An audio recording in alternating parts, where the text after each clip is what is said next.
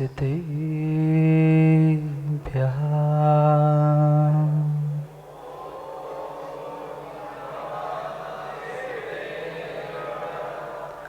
मंगलम भगवान अरिहंत मंगलम भगवान जिनः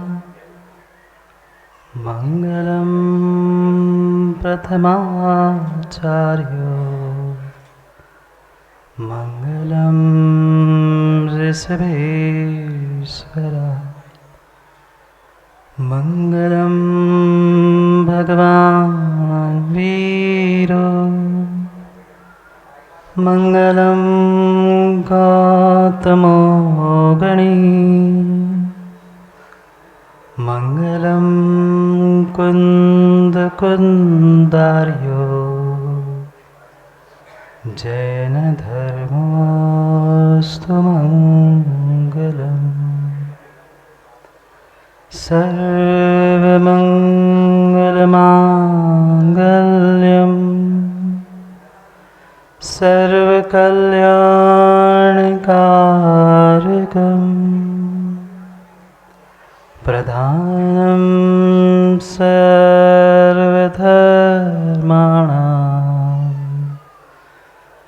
जैनं जयतु शासनम् जैनं जयतु शासनम् जैनं जयतु शासनम् हरिहन्ताणं नमो सिद्धाणं नमो आयर्याणम् नमोऽन्सायाणं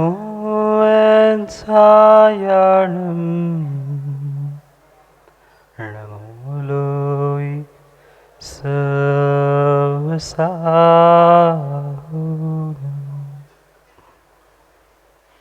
अनंत अनंत परम सिद्ध भगवान की 1008वीं शीतलनाथ भगवान की 1008वीं शांतिनाथ भगवान की परम पूज्य आचार्य भगवान कुंद कुंद स्वामी की परम पूज्य आचार्य भगवान गणाचार्य श्री विराग सागर जी महाराज की परम पूज्य आचार्य भगवान गुरुवर विशुद्ध सागर जी महाराज की परम पूज्य आचार्य भगवान विभव सागर जी महाराज की सनातन जैन धर्म की पूज्य महाराज की जय। पूज्य आचार्य संघ की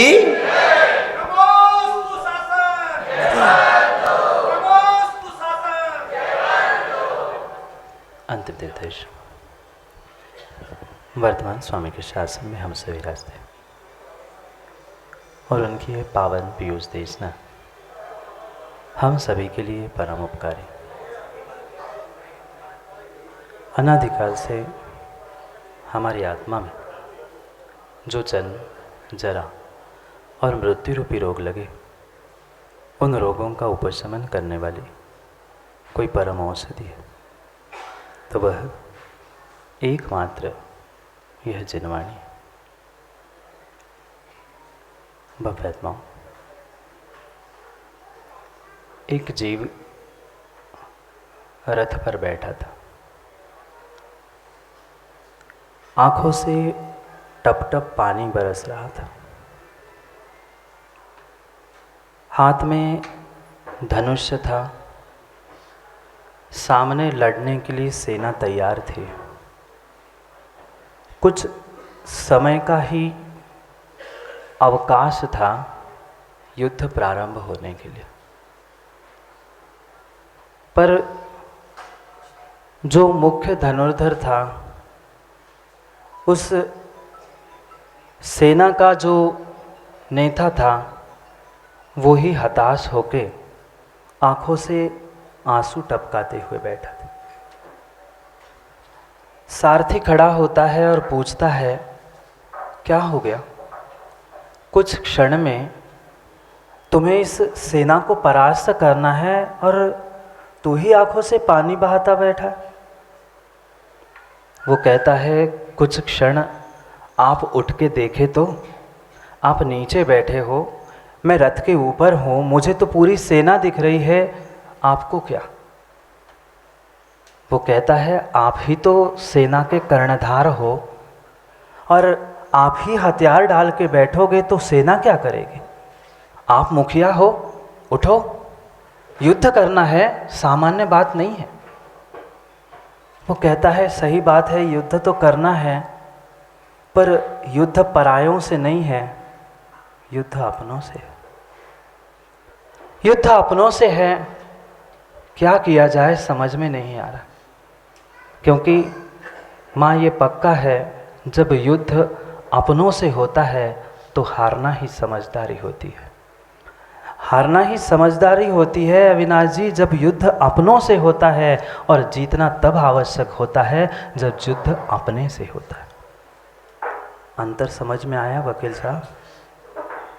युद्ध जब अपनों से होता है तो हारना समझदारी होती है, और युद्ध जब अपने से होता है माँ तब जीतना जरूरी होता। हम अपने आप से तो परपल हारते रहे और दुनिया को और दूसरों को जीतने का प्रयास करते रहे। ये वाक्य सुनते ही वह सारथी चौंक उठा। वो कहता है बात सही कह रहे हो, अपनों से युद्ध होने पर हारना पड़ता है, पर अपने को अपना माने तो, अपने को अपना माने तो अपने, जब वे ही सामने खड़े होकर लड़ने के लिए तैयार है तो अब वो शत्रु पक्ष है, अपने नहीं बचे। अब अपना और अपनों की सुरक्षा अगर करनी है तो तुम्हें लड़ना होगा। वो कहता है कैसी बात कर रहे हो, लड़ने के लिए आप, मैं, मेरे चंद भाई और मेरी चंद सेना है, सामने इतनी बड़ी सेना, इतनी अक्षौणी सेना सामने खड़ी है, मैं कैसे जीत सकता? जो कार्य करने से पहले ही राहुल उम्मीद हार बैठता है वो कभी जीतता नहीं है। वह सारथी कहता है कि क्यों डर रहे हो, क्यों विकल्प कर रहे हो? भले ही वह सामने का शत्रु पक्ष, उनकी सेना बहुत अगणित है, अक्षौणी सेना है, पर तू ये क्यों भूलता है तेरे साथ भी तो कोई है। भले ही चंद है सो क्या हुआ, जो साथ है वही तो अपने हैं, जो साथ है वही तो अपने हैं, और माँ अपने होते हैं वही तो साथ देते हैं। कितने साथ देते हैं, पराए कि अपने? भले ही कितने ही अपने पराए हो, पर साथ देने वाले तो अपने ही होते हैं, और वो भी विषमता में साथ दे वही वास्तव में अपने होते। भरत जी शायद कथानक सुना होगा, वह सारथी खड़ा होके उस पार्थ से, समझ गए, अर्जुन से कहता है तू क्यों उदास है, तेरे पास इतना बड़ा बल है, दुनिया ने तो अक्षौणी सेना प्राप्त कर ली, तू भी आया था, वो भी आया था।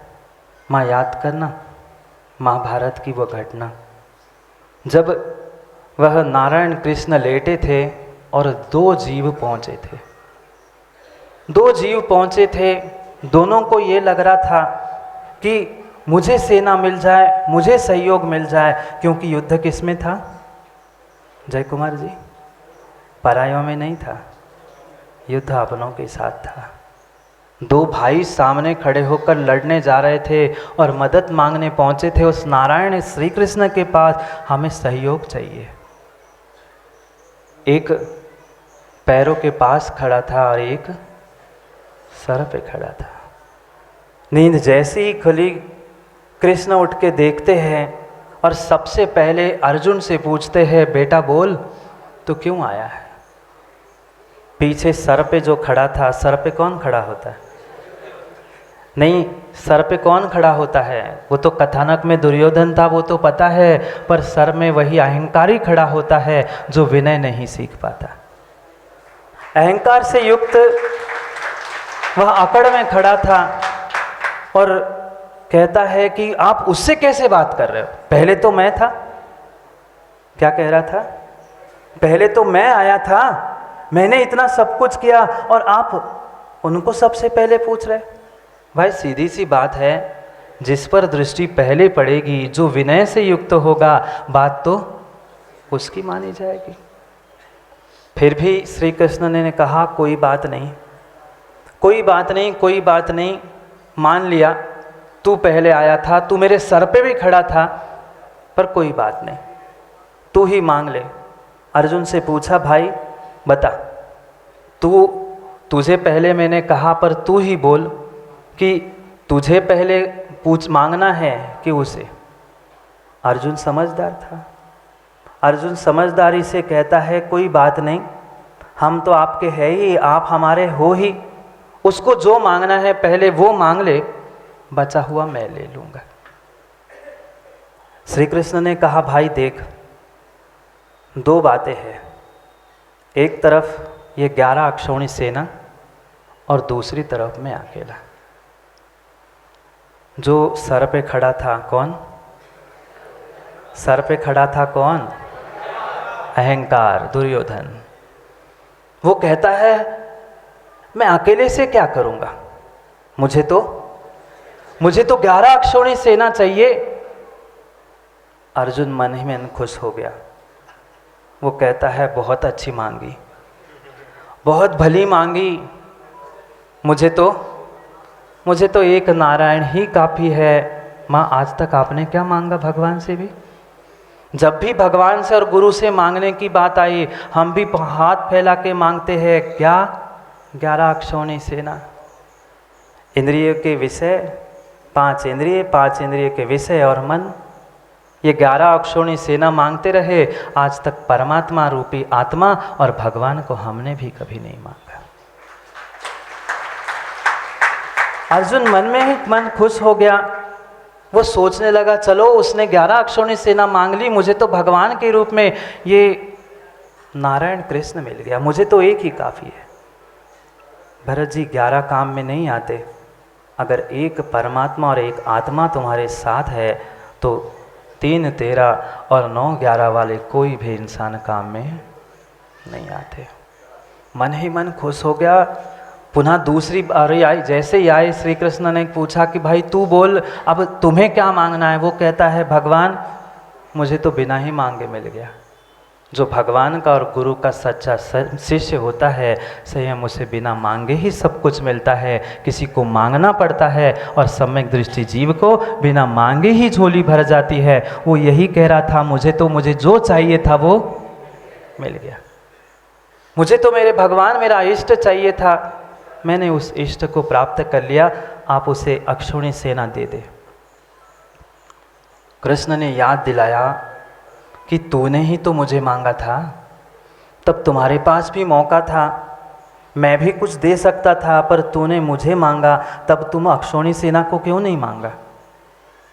अर्जुन कहता है पता नहीं, उस समय तो मुझे यही लग रहा था कि मैं आपसे ही जीत जाऊंगा। वो कहता है तब और आज में क्या फ़र्क पड़ा?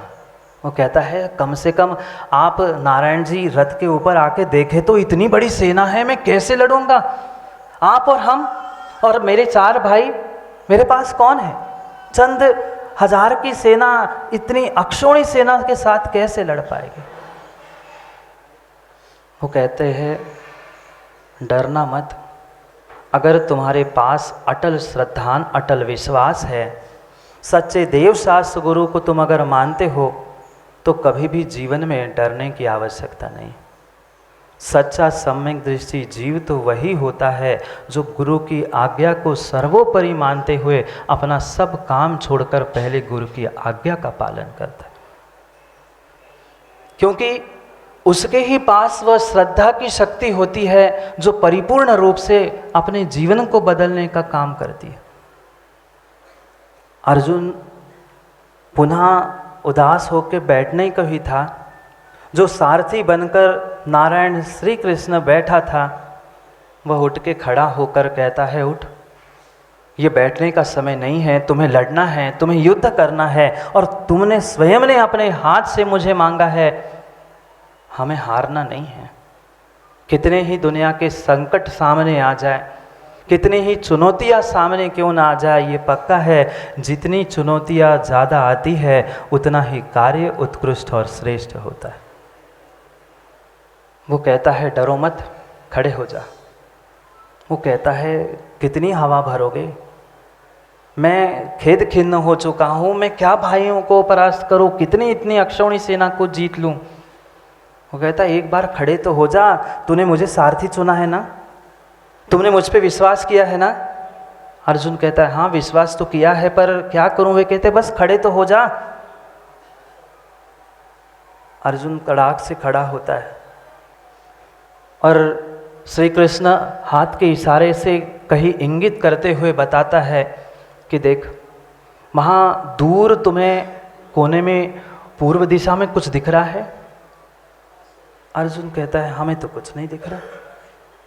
वो कहता है नहीं, थोड़े गौर से देख, मैं कुछ देख रहा हूँ, तू भी देख।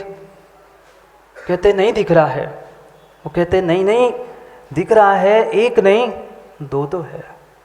वो कहते हैं क्यों मजाक कर रहे हो, मुझे इतनी बड़ी सेना तो दिख नहीं रही आंखों के सामने, दिन में अंधेरा और रात में चांदनी सी दिख रही है, कुछ समझ में नहीं आ रहा है, और आप क्या दिखाने पड़े हो, आप बताओ हम चले वापस। वो कहता है नहीं, मैदान से कभी कूच नहीं करना, जो होगा देखा जाएगा।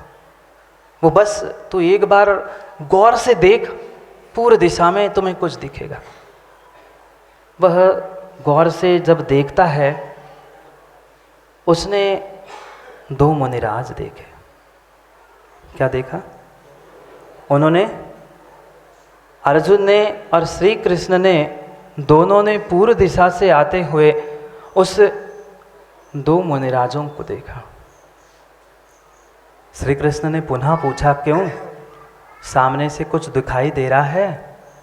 वो कहता है हाँ कुछ तो दिखाई दिया, कुछ दिगंबर मुद्राधारी मुनिराज जैसे कुछ कोई दिख रहे हैं। श्री कृष्ण कह पड़े पद्मिनी राज हंसस्य दिगंबर तपोधना यत्र यत्र विचरते तत्र तत्र सुभिक्ष निश्चया। श्री कृष्ण कह रहे थे पद्मिनी यानी गर्भवती महिला, राजहंस पक्षी और दिगंबर मुनिराज अगर तुम्हें कहीं दिख जाए तो विश्वास मानना, जीवन का तुम्हारा प्रत्येक कार्य सफल होगा। यत्र यत्र जहाँ जहाँ तुम्हें दिगंबर मुनि दिखते हैं, अब तुम डरो मत, विश्वास रख।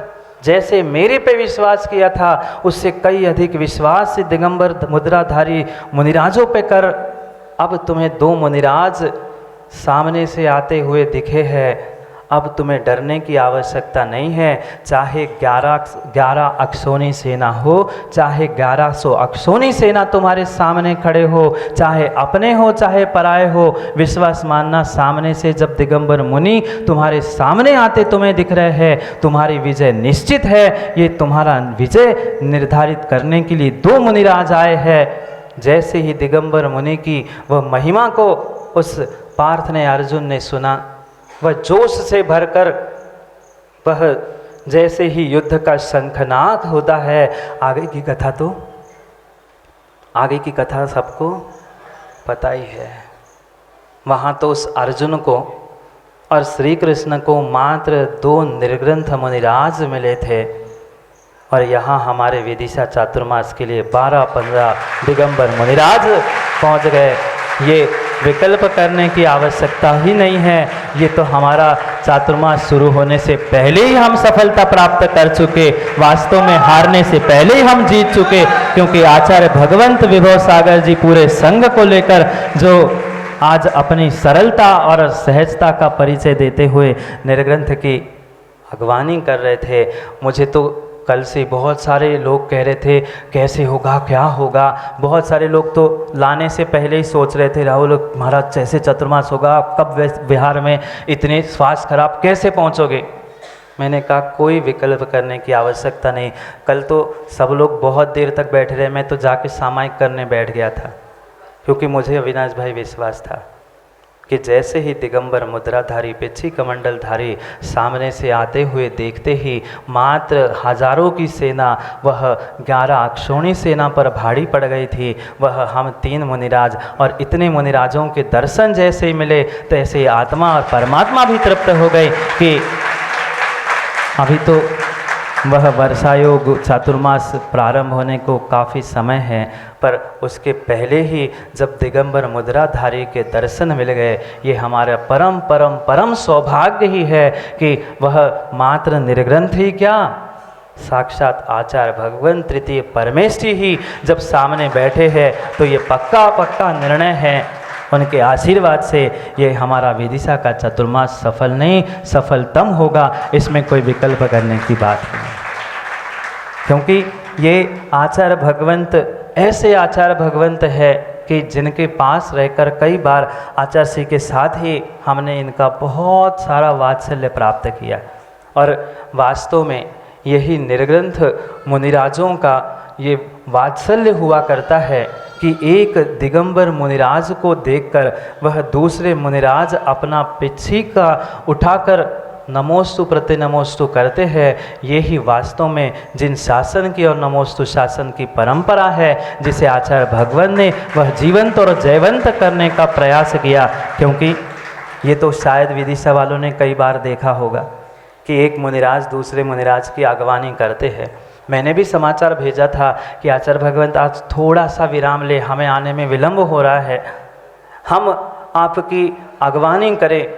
पर ये सौभाग्य नहीं, मैं सोच रहा था कि शायद थोड़ा सा पुण्य मेरा कम पड़ गया है कि मैं अगवानी नहीं कर पाया, पर चिंतन किया तो ये समझ में आया पुण्य कम नहीं पड़ा, पुण्य कुछ ज़्यादा ही हो गया था कि आचार्य भगवान साक्षात सामने बैठकर वह हमारी अगवानी करा रहे थे, नगर प्रवेश करा रहे थे। इनके जैसा ये सौभाग्य हमें कहाँ मिला, क्योंकि ये एक ऐसे परंपरा के हमारे आचार्य भगवंत है जो आचार्य भगवान विमल सागर महाराज ने जो परंपरा वात्सल्य की गंगा बहाई थी, उस गंगा और उस वात्सल्य का ही परिचय देते हुए आचार्य भगवंत पहुंच गए थे। पता है, शायद किसी को पता हो ना पता हो, सोनागिर की घटना है। आचार्य भगवंत, मैं अगर गलत नहीं कह रहा हूँ, सोनागिर की वह घटना है।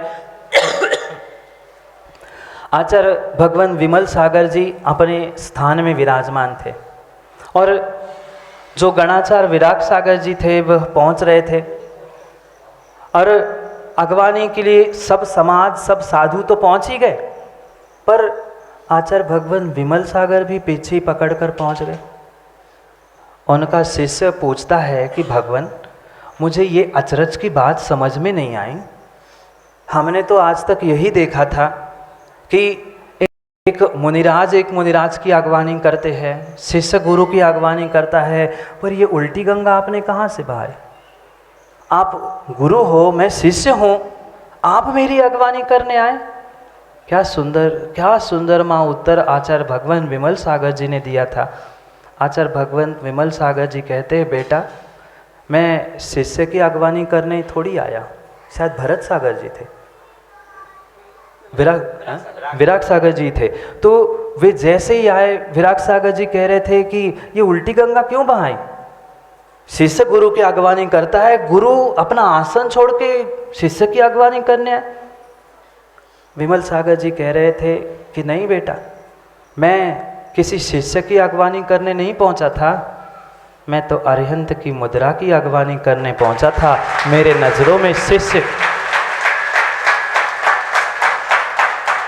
नज़रों में शिष्य और गुरु तब है जब मैं सिंहासन पे बैठता हूँ। मैं तो एक अरहंत की मुद्रा की अगवानी करने पहुँचा था। वह विमल सागर जी की परंपरा को आज आचार्य भगवान विभव सागर जी ने जयवंत करते हुए वह पूरा एक ऐसा इतिहास रचा है जहाँ ऐसे भी दिन देखने में आए, क्योंकि कई सारे नगरों में और कई सारे स्थानों में हम सौरभ घूमते घामते आए।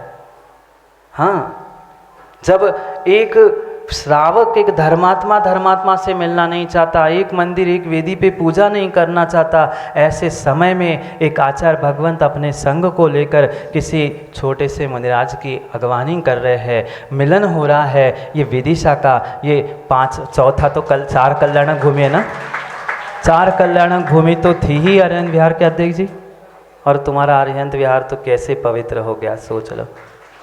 वहाँ तो हम तो सोच रहे थे कि मोहल्ला में वही हम मिलेंगे, पर क्या करें, अरिहंत की मुद्रा की जो अगवानी करनी थी, सो अरिहंत विहार का ऐसा उत्कृष्ट स्थान उनको और मिला ही नहीं, सो आचार्य भगवान भी वहाँ पहुँच गए, जहाँ ऐसे खोटे पंचम काल में जब एक श्रावक निर्गंत को हाथ जोड़ने के लिए 10 बार सोचता है, माँ कितनी सरलता और सहजता और आगम की परंपरा और वात्सल्य का परिचय आचार्य भगवान ने सबके लिए दिया है कि देखो, जब एक निर्ग्रंथ आचार्य भगवंत अपने शिष्य समान निर्ग्रंथ मुनि की अगवानी कर सकता है, उसके साथ, क्योंकि प्रवेश तो हमारा था, घूमना हमारा काम था, पर आचार्य भगवान को भी धूप पे घुमा दिया तुम लोगों ने।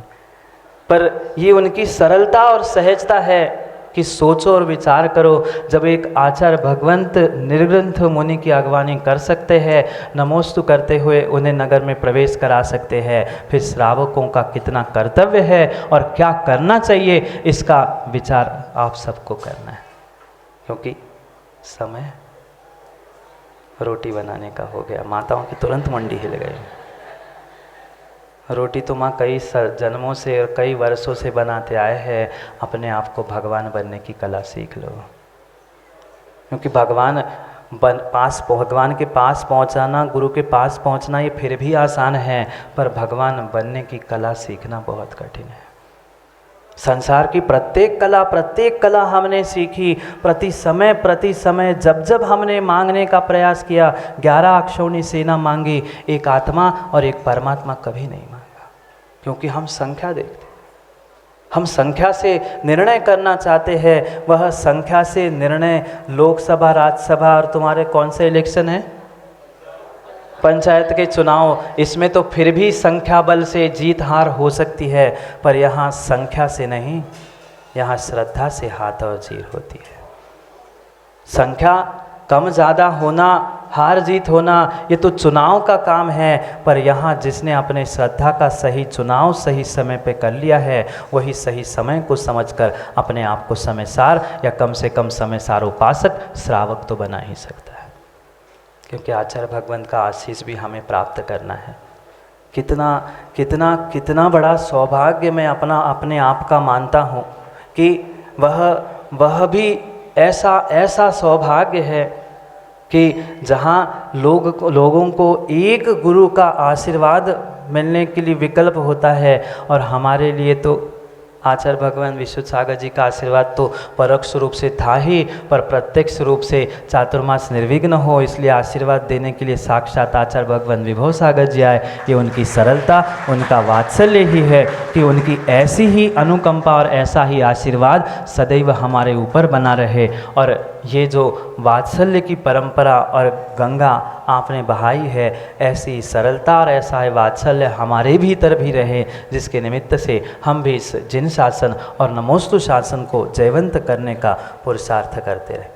क्योंकि समय तो दुकान खोलने का हो गया, नहीं खोलने दुकान तो खोलनी ही महाराज जी, आप बंद तो करो तभी तो खोल पाए। दुकान खोलो नहीं खोलो, दुकान के ताले खोलो नहीं खोलो, अपने अकल के, अपनी सोच के ताले खोल दो।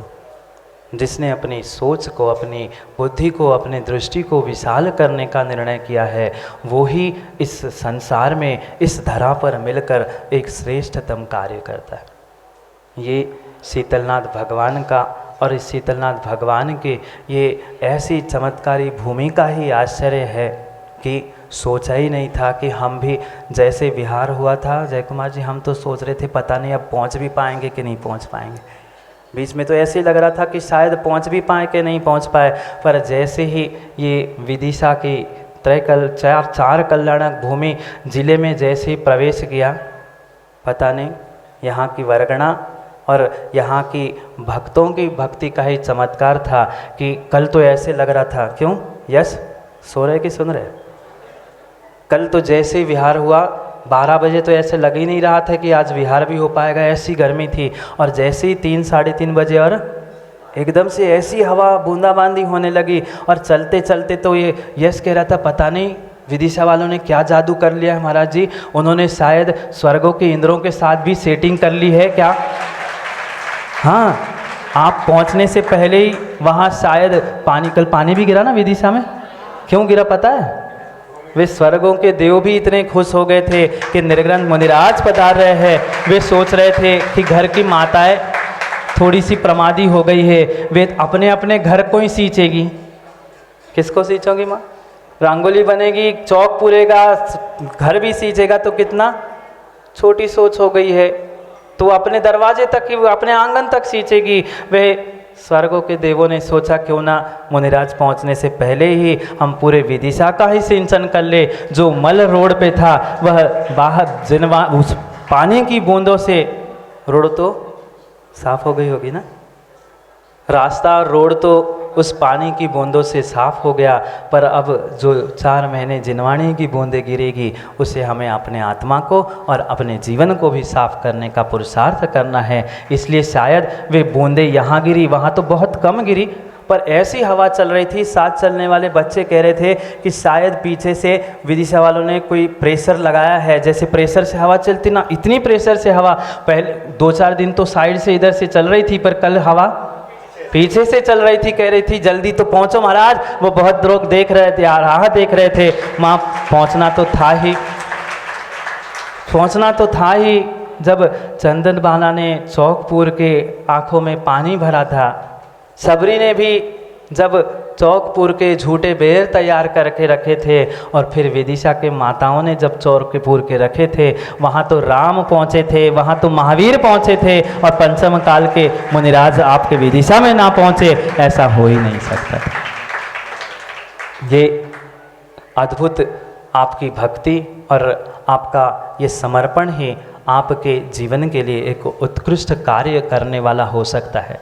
क्योंकि विश्वास मानना, कुछ जीव ऐसे होते हैं जो पर्दे के पीछे काम करते हैं, और कुछ जीव ऐसे होते हैं राहुल जो पर्दे के आगे काम करते हैं, और कुछ ऐसे होते हैं जो पर्दे के पीछे नहीं, आगे नहीं, पर काम होता रहता है। कितना कितना सौभाग्य आपके विदिशा नगर का है।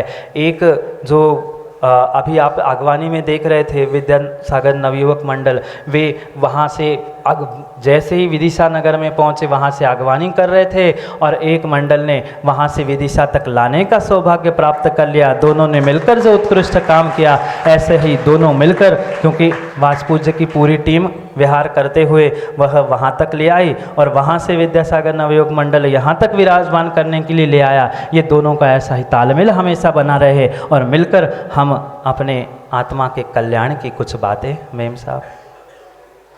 साहब हो, मेम साहब तो कहीं से नहीं लगते, पर भी जैसे मैंने मेम साहब कहा, मेम साहब का हाथ जुड़ गया।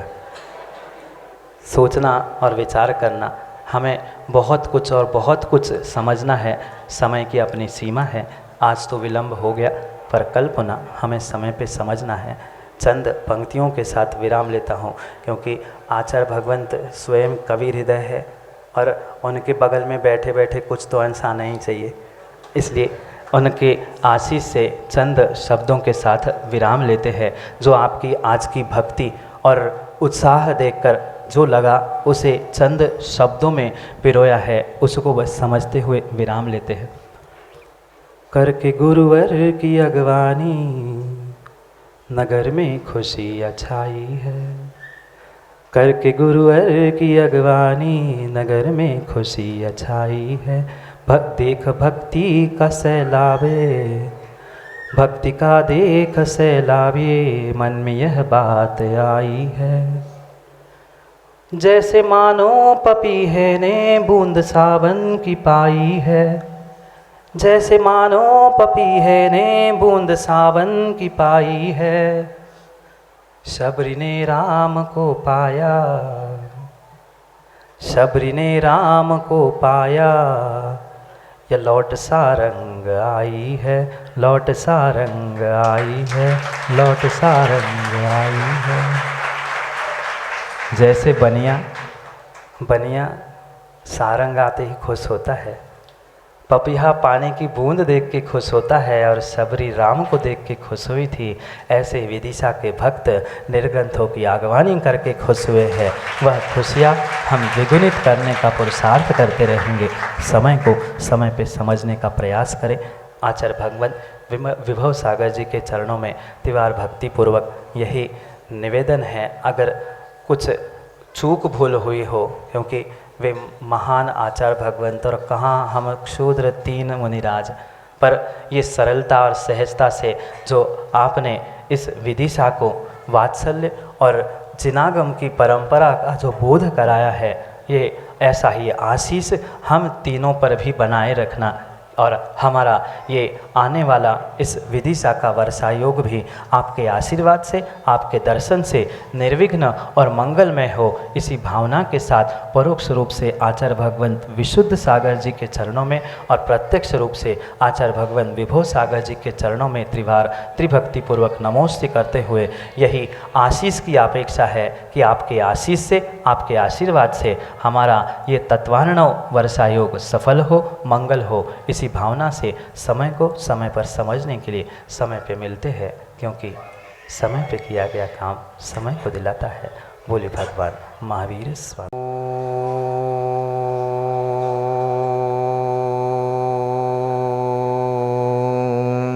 नमः सिद्धेभ्यः।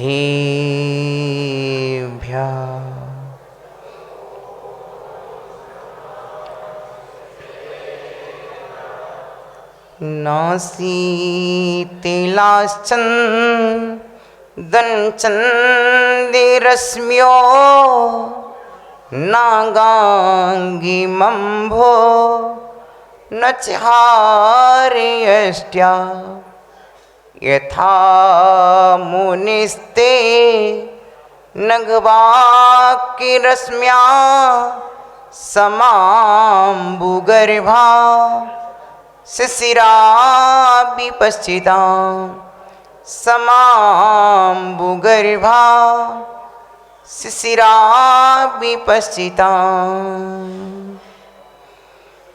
जिनिवाणी रस पानी के रूप में जिनिवरी को ध्याऊं, आर्जनों की संगति पाऊं, प्रति संयम चाहूं।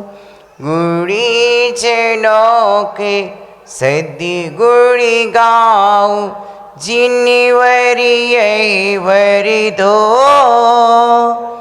मेरा अंतिम मरण समाधि तेरी छत्र छाया भगवन मेरे सिर पर हो। मेरा अंतिम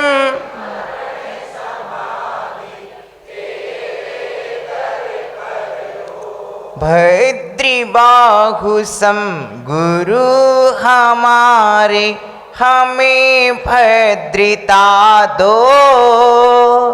रत्नत्रय संयम की सुचिता, हृदय सरलता दो। चंद्रगुप्त सी गुरु सेवा का पाठ हृदय भर दो। मेरा अंतिम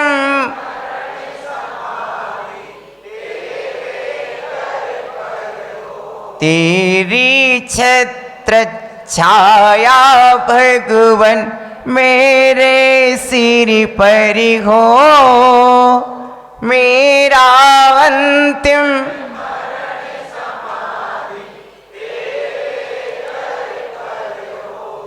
बोलिए अनंतानंत सिद्धि परमेष्टि भगवान की। बोलिए देवादेव श्री शीतलनाथ भगवान की। परम पूज्य आशीर्वाद श्री गुरुवर विराग सागर जी महाराज की। परम पूज्य श्रोताचार्य श्री विशुद्ध सागर जी महाराज की। आचार्य श्री विभव सागर जी महाराज की। पूज्य आचार्य संघ की। नमोस्तु गुरुदेव, नमोस्तु गुरुदेव। प्रिय आत्मन,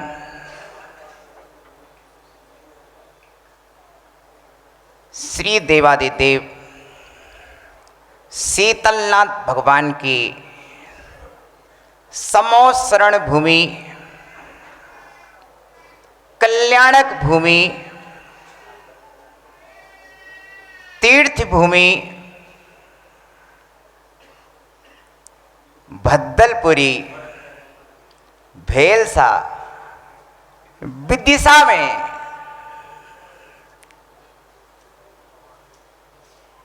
निरंतर अरहंतों का और निर्ग्रंथों का विहार होता रहा है।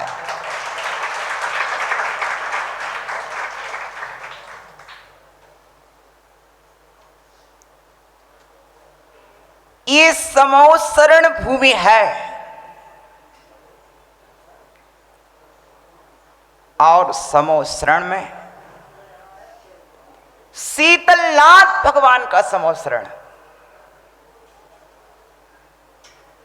पूछा, भगवान क्या चंदन शीतल होता है? क्या चंद्रमा की किरणें शीतल होती हैं? या गंगा का जल शीतल होता है? या काशी का तल शीतल होता है? लोग कहते हैं सब शीतल होते हैं, किंतु समंतभद्राचार्य कहते भगवान ना तो गंगा का जल वैसा शीतल है, ना चंदन चंद्रमा की किरणें शीतल हैं, ना काशी का तल शीतल है। सबसे शीतल जगत में कोई है तो हे शीतलनाथ भगवान आपके निर्दोष वचन शीतल हैं।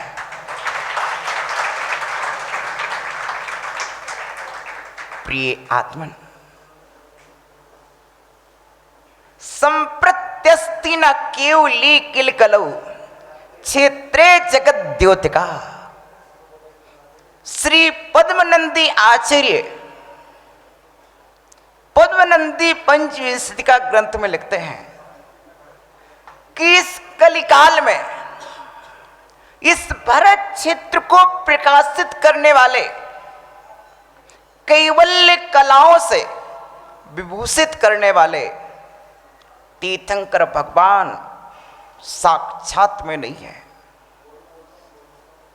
अब शीतलनाथ का समोसरण आया था, लेकिन हमने समोसरण देखा नहीं है।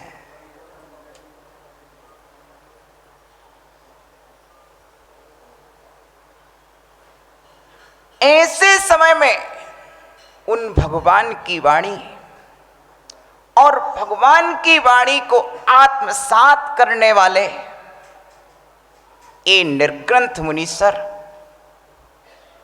अरिहंतों के बीज, अरिहंतों के बीज, यदि अरहंत भगवान वृक्ष हैं तो ये बीज हैं।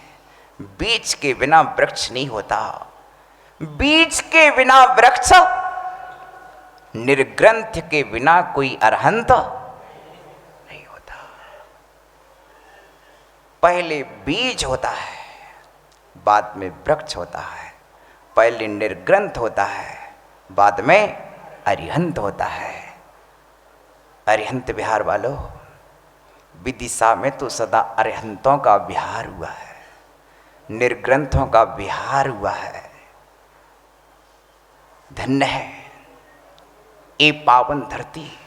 हम सोचते हैं कि हमारे नगर में तीर्थंकर का विहार हो, समोसरण आए, लेकिन इस काल में तीर्थंकर नहीं है तो इस काल में पाए जाने वाले मुनिराज तिथैरो समोसूरी आचार्य परमेष्टि तीर्थंकर के समान होते हैं और उनका संग समोसरण का रूप होता है।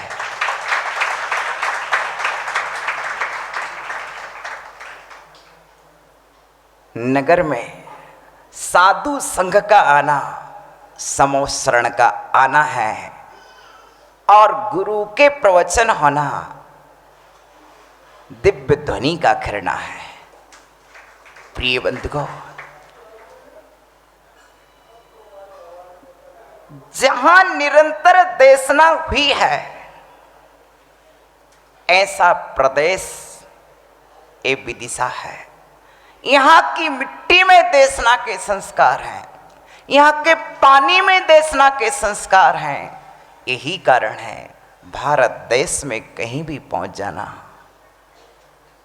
कहीं भी पहुंच जाना, सबसे अच्छे श्रोता और सबसे अच्छी सभा देश में कहीं मिलेगी तो एकमात्र विदिशा है।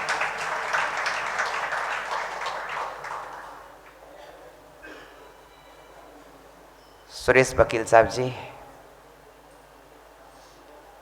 ये विदिशा की धरती पर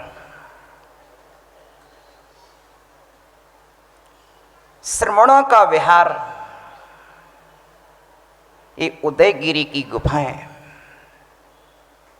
सांची का पर्वत, तो किले के अंदर का मंदिर उस ऐतिहासिक साक्ष्य को दर्शाते हैं कि विदिशा की धरती निर्ग्रंथों की धरती है। विदिशा की धरती, विदिशा की धरती मुनियों की धरती है। ये विदिशा का आंगन परमिष्ठियों की राजधानी रहा है। प्रिय बंधुओं,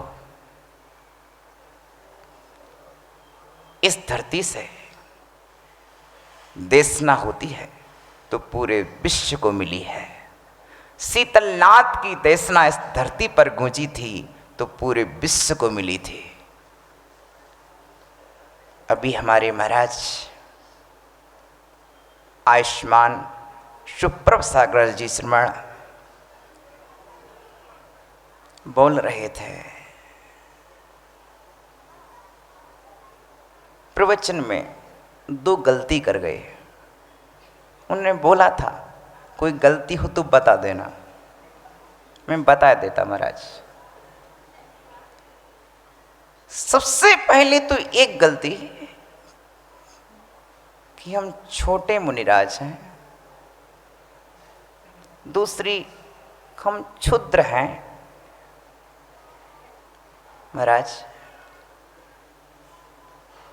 मुनिराज और छोटा ये दो शब्द परस्पर विरोधी हैं।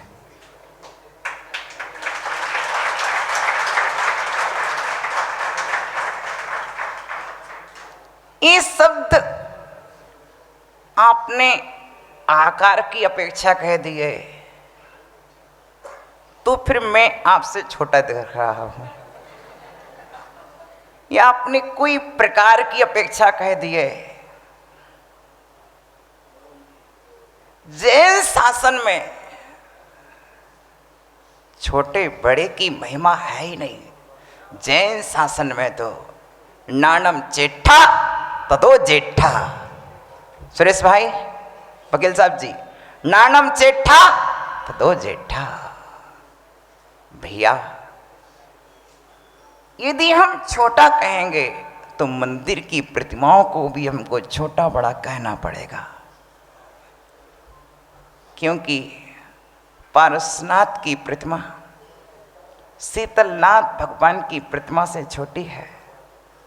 तो पारसनाथ छोटे हो गए क्या?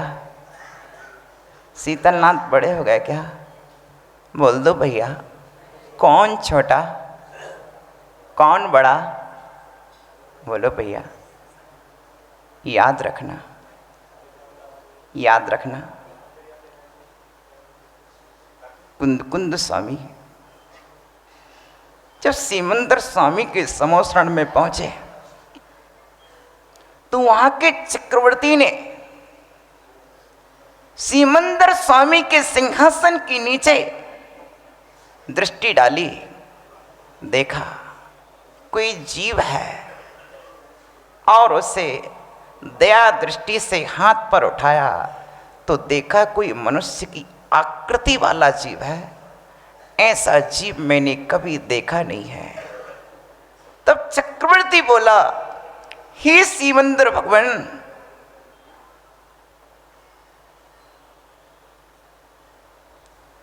ये कौन सा छोटा सा जीव है सीमंदर स्वामी बोले, चक्रवर्ती, ये छोटा सा जीव नहीं है, ये भरत क्षेत्र से पधारे, आर्य खंड भरत क्षेत्र से पधारे भारत देश के महामुनिराज कुंद कुंदाचार्य महान आत्मा है। अब सुप्रभ सागर जी, सीमंदर स्वामी ने छोटा नहीं कहा और तुम छोटा कह रहे हो। अब बताओ वकील साहब जी, मैं किसको मानूं? सुप्रभ सागर की मान लूं कि सीमंदर की मान लूं?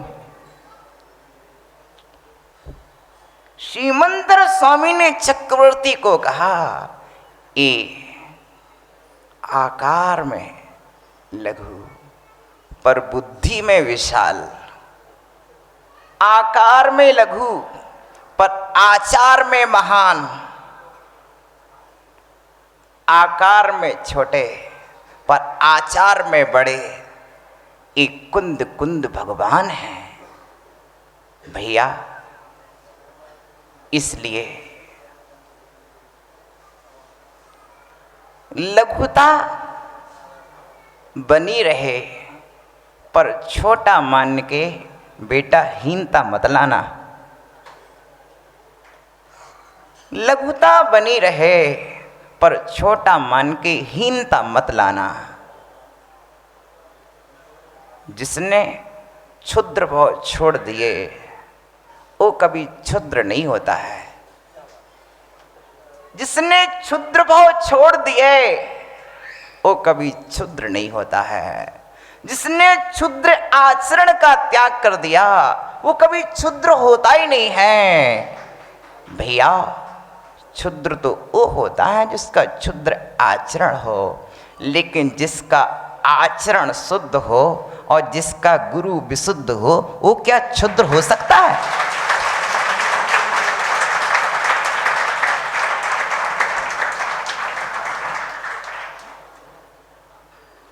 मैंने साहित्य में अब तक क्षुद्र शब्द का अर्थ ऐसा तो नहीं देखा कि किसी को भी क्षुद्र कह दो भैया।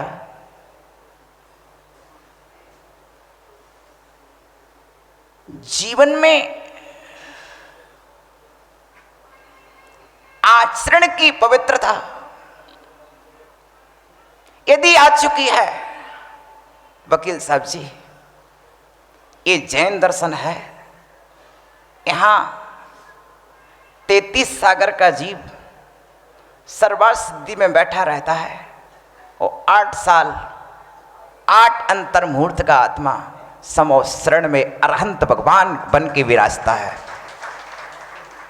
अब बताओ कौन छोटा? एक जीव पार्श्वनाथ के समो शरण में था और दूसरा जीव महावीर के समो शरण में गणधर बन गया। बताओ कौन छोटा रह गया भैया? जीव आकार से छोटा नहीं होता है, आकार से बड़ा नहीं होता है, अपनी परिणति से छोटा बड़ा होता है। जो विभाव परिणति में जीता है वो छोटा होता है, जो स्वभाव परिणति में जीता है वो बड़ा होता है। कुंद कुंद देव ने कहा, जो शुद्ध को जानता है वो शुद्ध को पाता है। शुद्धम तु व्याणंतो शुद्धम चेवप्ययम लहदी जानंतो दु अशुद्धम अशुद्ध चेवप्ययम लहदी। जो शुद्ध को जानता है वो शुद्ध को पाता है, जो अशुद्ध को जानता है वो अशुद्ध को पाता है।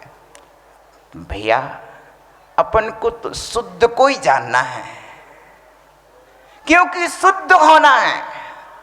और शुद्ध को जाने कैसे? शुद्ध को जानाने वाला कोई हो तो शुद्ध को जान जाए। इसलिए विशुद्ध सागर महाराज ने विदिशा के ऊपर बड़ी कृपा की है, बड़ी कृपा की है कि कोई शुद्ध तत्व को तो परोसे, परमार्थ को परोसने वाला कोई पहुंचे, तत्वार्थ को परोसने वाला कोई पहुंचे और जाकर के विदिशा की धरती में शुद्ध तत्व की वाचना हो, चातुर्मास हो। पर चातुर्मास का मतलब है इयम संयम रक्षार्थम प्रजाबोधन हेतवे श्रुत ध्यान विकासार्थम वर्षा योगो विधीयते, जिसके माध्यम से यम संयम की रक्षा हो, श्रुत ज्ञान का विकास जनता में हो। प्रिय बंधुओं, आज की सभा को देख करके वे 5 साल 21 दिन पूर्व की अवस्थाएं याद आ रही हैं, जब इस धरती पर कभी महावीर जयंती हुई थी और श्रुत पंचमी का उत्सव हुआ था।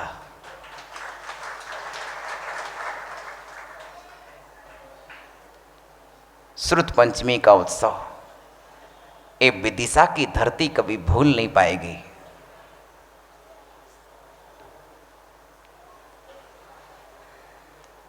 संजय सेठ के दादाजी, जिन्होंने ग्रंथों को सठखंडागम जी को विराजमान कराया, उन ग्रंथों को पूजने का अवसर हमें मिला,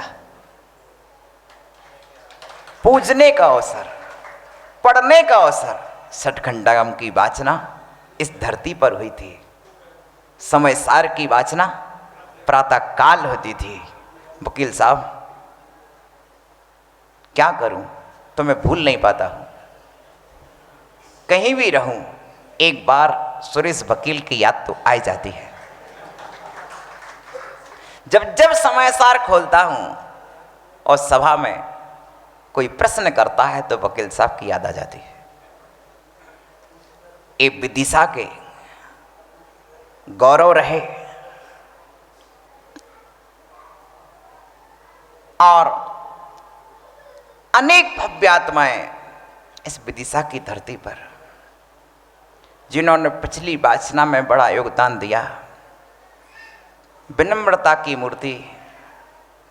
आज जिनेंद्र भैया को सभा में ना देख कर के मन जरूर दुखी होता है कि ये काल कैसा आया, किन किन को ले गया। भैया, अब 12 भावनाओं के चिंतन से अपने जीवन को सफल बनाना। कल मुकेश भैया बोल रहे थे हम अकेले हो गए, आज सुरेश भैया हम अकेले हो गए। किस किस को कहें कौन अकेला हो गया। भैया, अभी अकेले हुए नहीं हैं, अब अकेला होना है, होना है। अहमिको खलु शुद्धो का प्रयोग हमें जीवन में करना है। देखो, पूर्वाचार्यों का उपकार है, उन्होंने शास्त्र दिए, थ्योरी दी, लेकिन वर्तमान के आचार्यों का उपकार है कि उन्होंने प्रैक्टिकल प्रयोग सिखाया। समय सार की चलती फिरती प्रयोगशाला, मूलाचार की चलती फिरती प्रयोगशाला आपके आंगन में आ चुकी है। ये स्वानुभव के संवेदक, समरसी भाव में परिणत, निःशुद्धात्म तत्व के श्रद्धालु परम त्रय मुनिराज आपकी धरती पर आए हैं। गंगा, यमुना, सरस्वती का संगम, सम्यक दर्शन ज्ञान चारित्र का संगम आपकी विदिशा की धरती को हुआ है। प्रिय बंधुओं, अभूतपूर्व लाभ लेना, बहुत ही विनम्र, सहज और अपनी चर्या में निरत रहने वाले इस साधु त्रय आपको मिले हैं।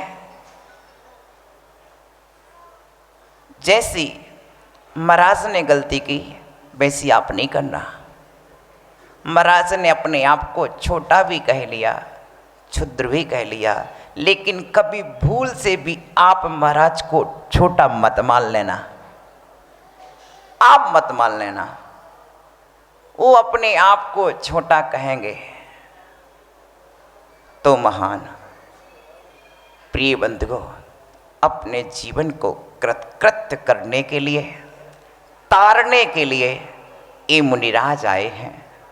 100 पर हित साध्यति इति साधु, जो अपना भी हित साधते हैं, दूसरों का भी हित साधते हैं। ऐसे 100 पर हित के साधने वाले दिगंबर मुनिराज की महती कृपा आप पर बरसी है, और ऐसी कृपा का पावन प्रसाद आप पर बरसे। ये स्थान कभी विशुद्ध सागर जी महाराज ने वासना से पावन किया अनेक बार, तो कभी मुझे भी इस धरती पर योग मिला, और आज मेरे चिरंजीव शिवप्रभ सागर महाराज, मेरे आयुष्मान प्रण सागर जी महाराज, और मेरे चहेते सौम्य सागर जी महाराज इस धरती को रत्नत्रय से पावन करेंगे। बड़ी खुशी है आपको। आज दिवाली, दशहरा और रक्षाबंधन तीनों पर्व एक साथ आ गए। साधु संत जेती धरा तोची दिवाली दशहरा, जिस धरती पर साधु संत आते हैं वही दिवाली दशहरा आ जाता है। आज तो मन बोलता है,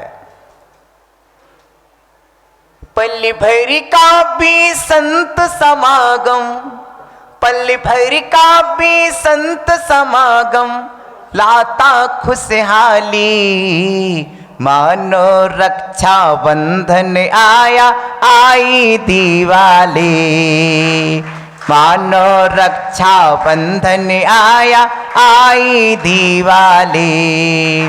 जिन मुनि राजों के बचनों में, जिन मुनि राजों के बचनों में अमृत झर आता, उन मुनियों के सिर चरणों में झुका रहा माथा। इन्हीं के साथ 4 पंक्ति और आपके लिए।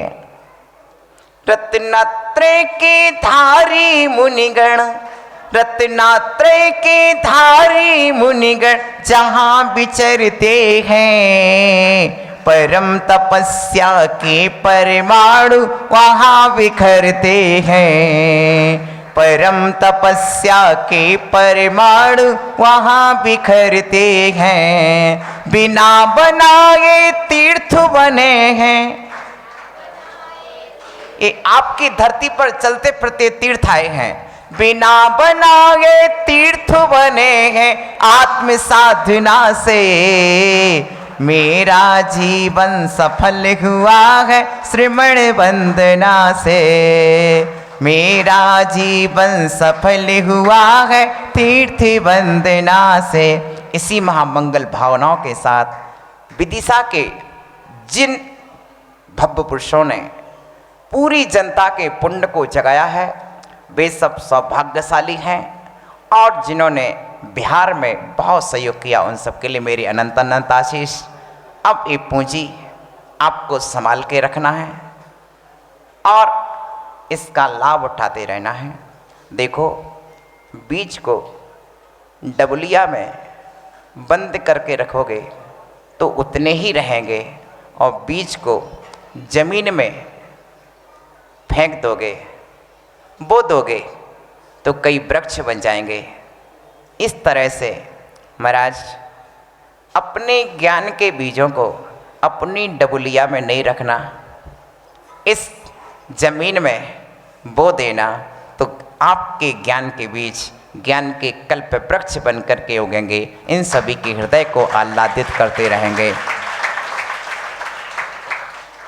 ऐसी महामंगल भावनाओं के साथ महाराज आ गए हैं, बहुत दूर से आए हैं। अब आपको आते रहना है। महाराज आ गए, विदिशा आ गए, आपको भी अपनी दिशा में आते जाते रहना। निरंतर लाभ लेना और कृपा का कहें सीख गुरु। करुणाधार करुणा की धारा इनके अंदर से प्रस्फुटित होगी और जब बोलेंगे तो सुप्रभ सागर नहीं बोलेंगे, कभी विशुद्ध सागर जी बोलेंगे, कभी विराग सागर जी बोलेंगे, कभी विमल सागर जी बोलेंगे, कभी आचार्य विद्या सागर जी बोलेंगे, तो कभी महावीर बोलेंगे, कभी पार्श्वनाथ बोलेंगे। वो चलते चलते चलते बोलते बोलते में कभी शीतलनाथ भगवान इन्हीं के मुख से बोलेंगे। इसलिए आप जरूर लाभ लेना, सेवा वाले सेवा में दक्ष रहना। सौरभ भैया, संजय भैया, दीपक भैया, सभी महानुभाव, अविनाश भैया, प्रचार प्रसार में कोई कमी नहीं करना, भरपूर जिन शासन को प्रचार करो। मेरा तुम्हारे लिए खूब आशीर्वाद है, खूब आशीर्वाद है। ओम नमस्तेभ्या, ओम नमः श्रीदेभ्या, ओम नमस्ते।